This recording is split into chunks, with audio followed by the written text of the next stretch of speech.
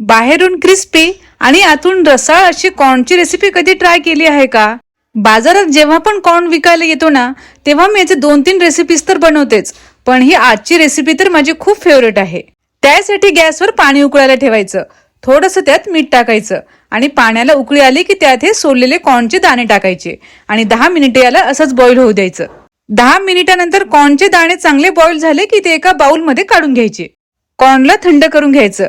नंतर त्यात 2 चमचे मैदा आणि 2 चमचे कॉर्नफ्लोअर टाकायचं आणि याला हाताने चांगलं मिक्स करायचं.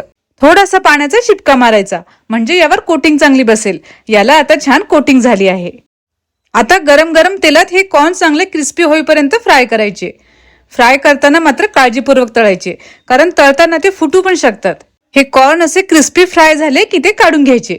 नंतर गॅसवर एक पॅन ठेवून त्यात थोडंसं तेल टाकायचं. नंतर त्यात बारीक चिरलेलं लसूण, आलं आणि हिरवी मिरची टाकायची आणि थोडंसं परतायचं.